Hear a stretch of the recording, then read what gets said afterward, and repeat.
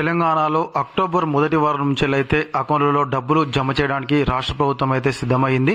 మరి దేనికి సంబంధించినటువంటి డబ్బులు ఇవి, ఎవరి అకౌంట్లో జమ కానున్నాయి అనేటువంటి పూర్తి వివరాలు మీకు తెలియాలంటే తప్పకుండా మీరైతే వీడియో చివరి వరకు చూస్తే మీకే అర్థమైపోతుంది. రైతుల ఖాతాల్లో డబ్బు జమ అక్టోబర్ తొలి వారంలోనే ప్రారంభం. రైతులకు రేవంత్ సర్కార్ తీపి కబురు అందించింది. ఖరీఫ్ సీజన్ ధాన్యం కొనుగోళ్లకు ప్రభుత్వం సిద్ధమైంది. అక్టోబర్ మొదటి వారం నుంచి కొనుగోళ్లు ప్రారంభం కానున్నాయి. సన్న ధాన్యం పండించే రైతులకు క్వింటాలకు 500 బోనస్ ఇవ్వనున్నారు. ఈసారి కొనుగోలు కేంద్రాల సంఖ్యను కూడా పెంచనున్నారు.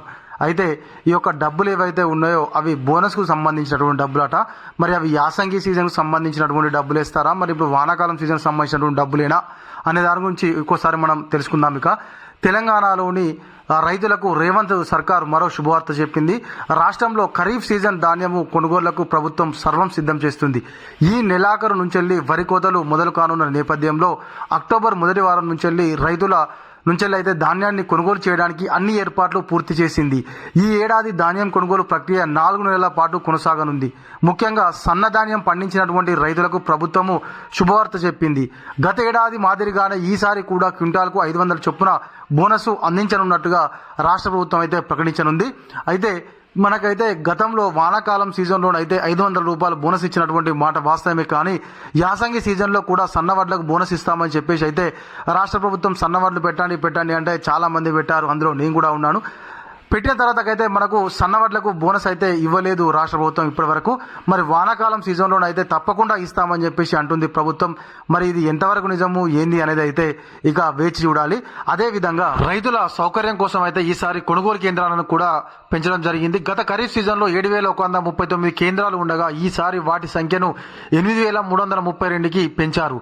సన్నధాన్యానికి బోనస్ ఇవ్వడం వల్ల సాగు విస్తీర్ణం 60.39 లక్షల ఎకరాల నుంచి 65.96 లక్షల ఎకరాలకు పెరిగిందని పౌర సరఫరాల శాఖ ఎవరైతే కమిషనర్ ఉన్నారో వాళ్ళైతే డిఎస్ చౌహాన్ గారు అయితే ఇప్పటికే వ్యవసాయ శాఖ, రవాణా, పోలీసు సహా 8 శాఖలతో సమీక్ష నిర్వహించి కొనుగోలు కార్యాచరణను ఖరారు చేయడం జరిగింది. అయితే కొనుగోళ్ల విషయంలో ఎటువంటి ఇబ్బందులు జరగకుండా చూసుకోవడానికి అయితే రాష్ట్ర ప్రభుత్వం అయితే సిద్ధమైంది. అదేవిధంగా కొనుగోలు అనేటువంటి వేగవంతంగా జరగాలి అనేటువంటి ఉద్దేశంతో అయితే ఈసారి కొనుగోలు కేంద్రాలను కూడా పెంచడం జరిగింది. గత ఏడాది ధాన్యం ఉత్పత్తి 146.28 లక్షల టన్నులు కాగా ప్రభుత్వము 91.28 లక్షల టన్నులు కొనుగోలు చేసింది. అయితే ఈ ఏడాది ఉత్పత్తి అంచనా 159.14 లక్షల టన్నులు ఉన్నప్పటికీ కొనుగోలు లక్ష్యాన్ని 74.99 లక్షల టన్నులకు పరిమితం చేశారు.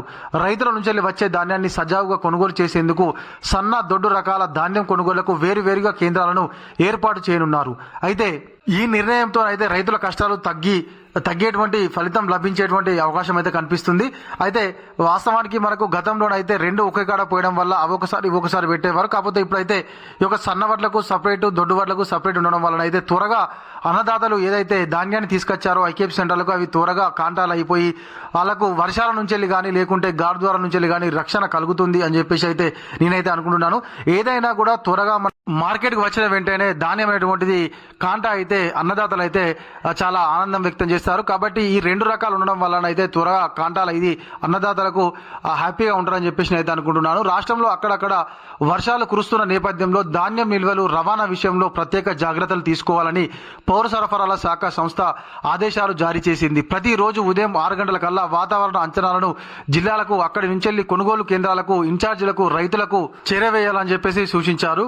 అయితే ఈ యొక్క సెంటర్ల వద్ద ధాన్యం రాశులను తడిచిపోకుండా టార్పాలిన్ కవర్లతో కప్పాలని, తూకం వేసిన ఆ సంచులను సైతం కవర్లలో అయితే నిల్వ చేయాలని చెప్పేసి ఏదైతే సంచులు ఉంటాయో వాటి మీదనైతే ఈ టార్పాలిన్ కవర్లు కప్పితే వర్షం నుంచి అయితే రక్షణ ఉంటుంది అని చెప్పేసి అయితే పౌర సరఫరాల శాఖ వారైతే ఆదేశాలు జారీ చేయడం జరిగింది. కాబట్టి ఈసారి అయితే త్వరగా ధాన్యాన్ని కొనుగోలు చేసి పంపించేందుకు రాష్ట్ర ప్రభుత్వం అయితే సిద్ధమవుతుంది. కాబట్టి మరి అది ఎంత మేరకు సక్సెస్ అవుతుందో ఇక మనం అయితే వేచి చూడాలి. అదేవిధంగా బోనస్ కూడా త్వరలోనే అకౌంట్లో జమ చేస్తామని చెప్పేసి, అది ఖరీఫ్ సీజన్ సంబంధించిన బోనస్ కాంటా అయిన వెంటనే అకౌంట్లో జమ చేస్తామని చెప్పేసి అయితే ప్రభుత్వం చెప్తుంది. ఇది గలటి మన వీడియో. ఈ వీడియో కనుక మీకు నచ్చినట్లయితే ఖచ్చితంగా లైక్ చేయండి, కామెంట్ చేయండి. ఎవరైనా కొత్తగా మన వీడియో చూస్తున్నట్లయితే తప్పకుండా సబ్స్క్రైబ్ చేసుకొని పక్కనటువంటి గంట సింబల్ నొక్కండి. Thank you.